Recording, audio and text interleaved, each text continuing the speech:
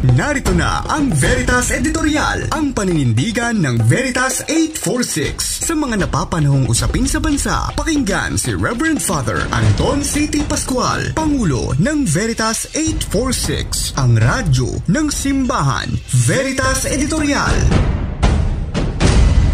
Kapanalig, 34 na araw na lamang at ipagdiriwang na natin ang Pasko 2024. Ang Pasko ay dapat pagdiriwang sa kapanganakan ng ating Panginoong Hesus, si Emmanuel, ang Diyos na suma sa atin. Pero sa mayorya ng mga tao sa mundo, ito'y panahon ng pagbibigayan ng mga regalo. Nawawala na ang tunay na diwa ng Kapaskuhan sa makabagong panahon. Ito ay nagiging commercial na lamang. Hindi na nabibigyan ng pansin ang kapanganakan ni Jesus na siyang tumubos sa mga kasalanan ng tao. Ang pagdiriwang natin ng Pasko ay dapat kakitahan ng pagmamahalan, pagiging hindi makasarili na itinuturo ng ating tagapagligtas.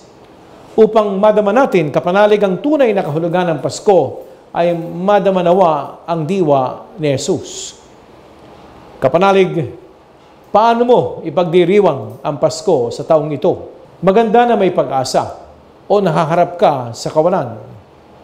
Sa ating mga ordinaryong manggagawa sa pribadong sektor, ginagawa natin ang maghigpit na sinturon sa ating holiday spending dahil nga sa kakulangan ng buying power na resulta ng mataas na bilihin at mababang pasahod. Sa government sector, ipinatutupad ang keep the cork on the bubbly upang maiwasan ang pagpapasasa ng mga opisyal at kawani ng pamahalaan sa pera ng taong bayan tuwing holiday season, ay sinabatas ang Republic Act No. 6713, Code of Conduct and Ethical Standard for Public Officials and Employees.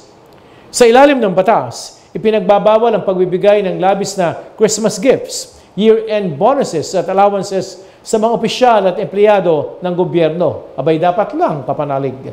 Galing yan sa kaban ng bayan. Gayunman, hindi pa rin sinusunod ang Republic Act 6713 ng mga ahensya ng pamahalaan, lalo na ang mga government-owned and controlled corporation.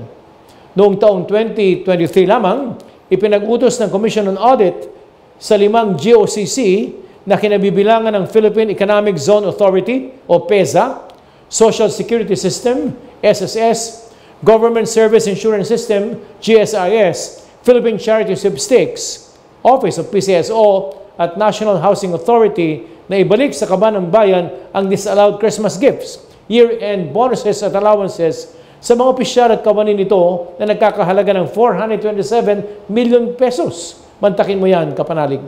427 million piso. Sinasabi ng COA na ang kalakaran ay paulit-ulit na ginagawa ng mga nasabing GOCC simula pa noong 2009. Nagkaroon ng 7 desisyon ng COA na ibalik ang halos kalahating bilyong pisong perks noong 2023, ngunit nailabas lamang nitong November 2024 matapos maitatag ang COA. Decisions and Issuances Information Systems, isang online repository ng mga rulings ng Commission and Bank. Ipinapaalala ng COA sa GSIS at SSS na ang pondo ay hindi private funds, kundi ito ay pondo mula sa kontribusyon ng mga miyembro. Nararapat pangalagaan at protektahan ang perang pag-aari ng mga miyembro nito. Inirekomenda ng COA sa Office of the Ombudsman na imbestigahan at kasuhan ang NHA, PCSO at PEZA sa patuloy na paglabag sa batas at regulasyon. Sinasabi nga sa Exodo 6:8, "You shall not pervert the justice due to your poor in his suit, and you shall take no bribe, for a bribe blinds the officials and subverts the cause of those who are in the right." Kapanalig, naway maghari ang kaliwanagan ng isipan sa ating mga nakaupo sa gobyerno. Makonsyensya sila na ang yaman ng bayan na nasa kanila sa pamamagitan ng mga buwis at mga revenues ay hindi dapat gamitin sa pangsarili, ngunit para sa kapakanan ng marami. Sumainyo ang katotohanan.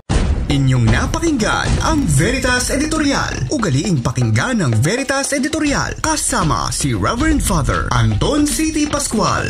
Veritas Editorial.